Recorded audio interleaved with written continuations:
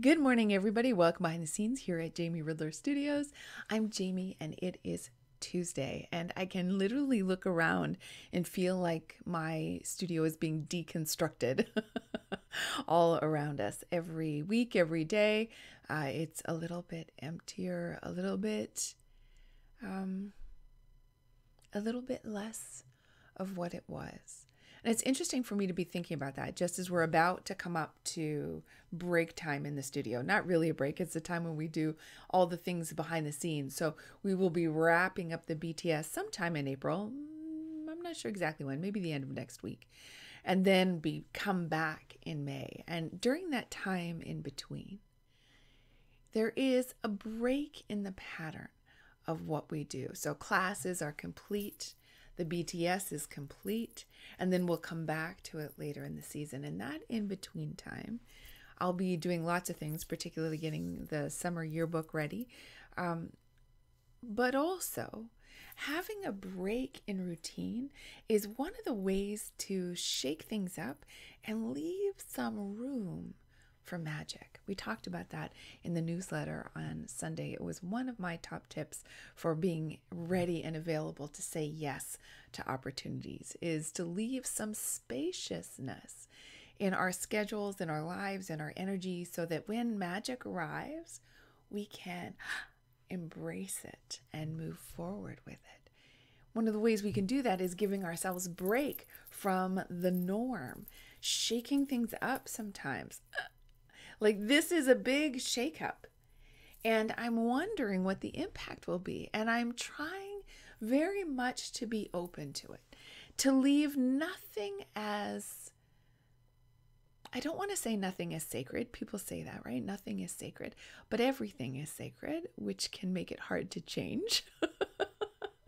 But instead to be open to a clean slate. We just had April Fools, and it's one of the things I like to think about on April Fools is, what if you were a clean slate? What if you were starting fresh today? What if anything was possible? What would you build? What would you make? What would you do? Who would you be? Having some room to revision and remember, bring yourself back to you. Bring your energy back home from all the projects, all the places, all the relationships, all the commitments. Bring your energy back home and revision where you're going. You might be like, I am so on track. I love the direction I'm headed. I'm going to keep going that way. Or you might be like, there's a piece here that's missing. Or this piece I used to love feels like it's done its time. It feels like I'm ready to release it. I've learned the lesson that I need to learn there. And you make an adjustment and head out on the road once again. The other thing I wanted to talk to you about today was about when you hit that space in your life or in a project where you just don't know what to do. Do you know that feeling? We all have it, right? We all have it, where we reach a point and we're just focus on what we don't know. I don't know how to find a designer for this. I don't know how to end the class. I don't know how to fund this dream I have. One of the things I do, because I can get obsessed with those questions because I want to solve them. My creative mind wants to wrap around and noodle it until it finds a breakthrough. It's a master key that I believe somewhere inside me, I believe it's going to open the door, and then everything will flow easily. And I have found after years of trying, it never works that way. And for me, I don't know if it's worked for you this way, please tell me, but for me, it has never worked. The harder I noodle it, the tighter it gets. And it just does not come to resolution for me. And so when you have no success pushing forward on that thing you don't know how to do, then here's my top tip, the one I turn to all the time, the one I remind myself of all the time because it makes all the difference. When you do not know what to do the to-dos you do know. So when you do not know what to do the to-dos you do know.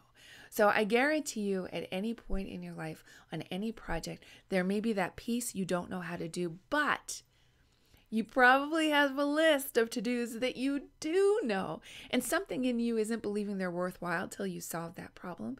But what I've often find is when you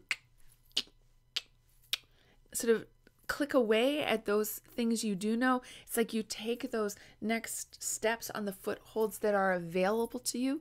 Then you can start to see what a whole new horizon, whole new set of possibilities.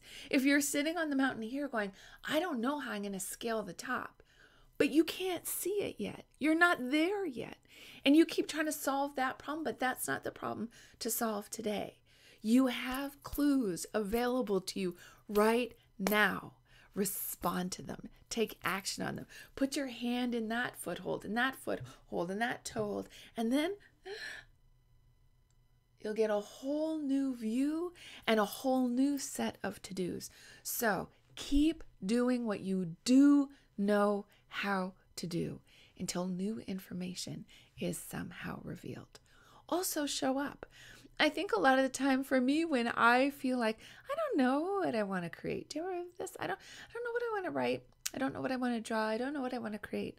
But if I put myself in front of the computer and I start tapping the keys, or if I put myself in front of my sketchbook and I have my materials out and I just make myself make a mark, then I have something to respond to. Our creativity does not love a vacuum. And we are not at fault for thinking it does, because we're told all the time that something original springs out of nothing. So we kind of put ourselves in this empty space waiting for inspiration to fall in. But our creative spirit is an engaged spirit. And so suddenly when it sees color, or it hears a word, or it's connecting to a person, it has something to come alive to. It has something to respond to. It has some foothold into the real world. We as creatives, we move from the realm of ideas and inspiration. We move those things out into the real world. That's our magic. That's the way we are magicians in the world, is bringing things to life. And sometimes it's like that idea, that energy, that inspiration needs to find, it's looking like a lightning bolt. It's looking for the lightning rod. And that lightning rod might be some music. That lightning rod might be a conversation with a friend. That lightning rod might be a fabric. But it's looking for something it can connect to on earth. Otherwise, it's like this static energy up in the sky. And it can be uncomfortable, and you can feel its potential, and you build in frustration as you don't know how to bring it to earth. Bring it to earth by doing earthly things. Make a mark, have a conversation, sing a note, put your fingers on the piano keys, make a start, give that creative impulse somewhere to go. The last thing I want to say to you today is a big thank you. I want to thank you to everybody who has followed that impulse and left a comment or given a thumbs up here on the BTS. I can't tell you, recently there's been a huge surge in comments, and it's created this huge surge in energy, and it moves my heart. And it's like you rising up to meet me.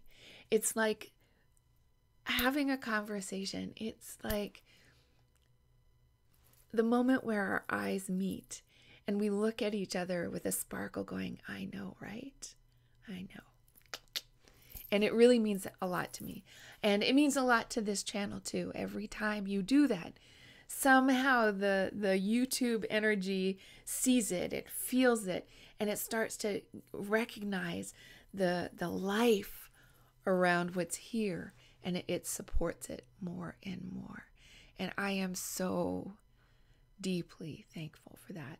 And all of these things have an impact as I start to revision what I'm going to do, how I'm going to do it, how I show up. Where I feel the most energy is where I most often return. Your energy and your contribution of it matters. It really, really does. It's the light on my path. It's like I'm walking and I see one torch lit and one torch lit and one torch lit. And I know, yes, Jamie, this is where you can do some good. This is where you can share your light too.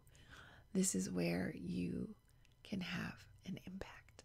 Look for the places that your light is being beckoned and follow. It will take bravery. I assure you of that.